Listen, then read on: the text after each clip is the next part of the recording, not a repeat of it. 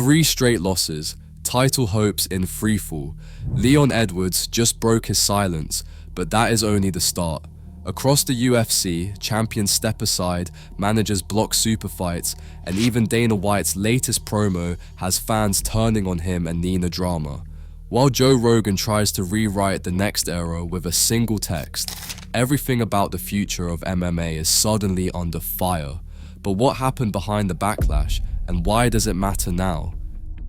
Leon Edwards broke his silence after weeks of absence. He posted a photo with the line, "Yesterday's the past, tomorrow's the future, but today is a gift."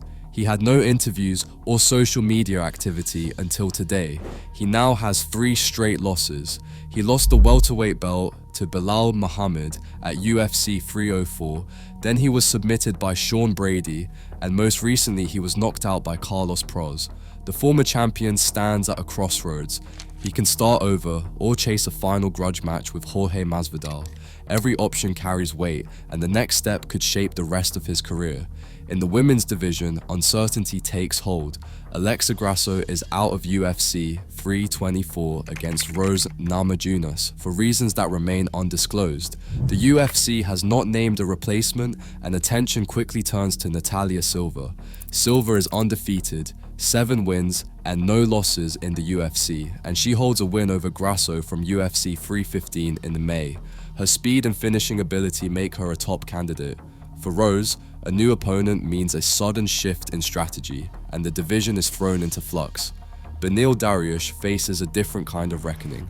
After a knockout loss to Benoit Saint-Denis, Dariush shared his DEXA scan results: 185 to 186 pounds, 10% body fat.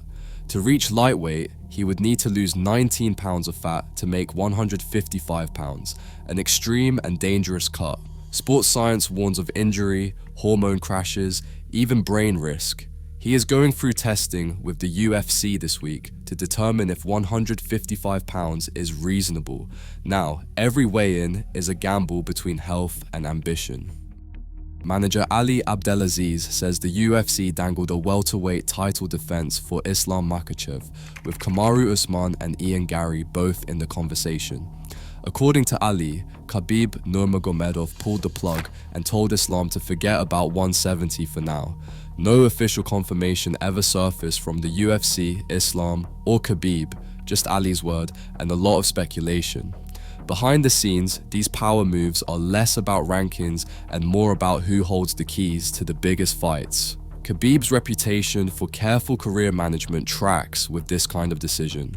Protect the champion's legacy, avoid risky jumps, and keep the lightweight belt the priority. Meanwhile, the debate over who deserves the next welterweight title shot is heating up. Ali pushes hard for Kamaru Usman, calling him a legend and dismissing Ian Gary's claim. Ali asks what has Ian Gary done in the last couple years, pointing to Usman's willingness to fight anyone, anytime. Ariel Helwani fires back with numbers. He notes Usman has just 1 win in the last 4 years and a 3-fight losing streak.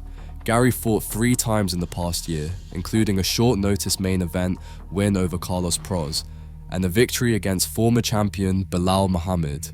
Ariel argues Gary's activity and results make him the obvious next contender. The question is not just who has earned it, but who the power brokers want in that spotlight. In the UFC, legacy, business, and timing often outweigh pure merit. Dricus du Plessis is not backing down, even as critics circle after his title loss to Chimaev. Brendan Allen said Dricus was absolutely dominated. Dricus fired back in a recent interview. He said the other man wins 2 fights in a row and then calls out former champions. He added he would love to smash his face in and called him an idiot. For Dricus, the priority is clear. He wants the fastest route back to gold, but he is not afraid to take on anyone if it gets him there.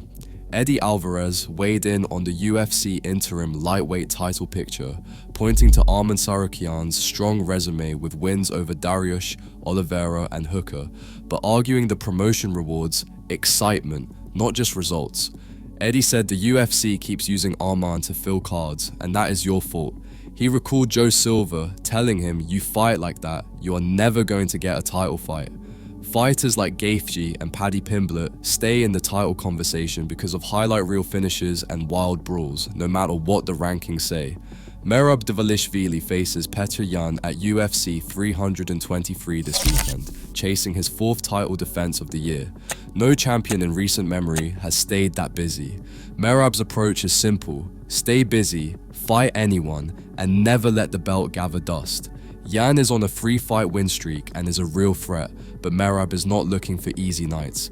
He wants to prove activity, and toughness can define a champion as much as any single win. Gable Stevenson's 30-second knockout in Anthony Pettis' promotion sent shockwaves through MMA circles. Joe Rogan did not waste a second. He fired off a text to Dana White, calling Stevenson the guy for a heavyweight division starved for fresh talent. Rogan's message was blunt. Stevenson, Olympic gold medalist at 250 pounds, moves like a cat and could flip the entire division on its head. The clip of Stevenson dropping his opponent with a left hand, then ragdolling him to the mat, had Rogan raving about his speed and athleticism. He even sent Dana the video with a warning: "This is the future." That kind of influencer hype can make or break a fighter's rise, but the power of media swings both ways. Nina Drama and Dana White faced a very different storm after their latest UFC 323 promo. The video, meant to be playful, landed flat with hardcore fans.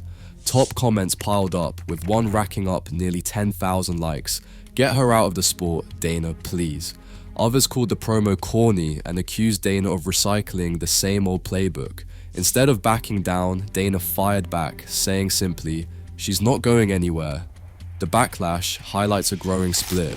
Fans want authenticity, but the UFC keeps betting on influencer-driven marketing even when it draws heat.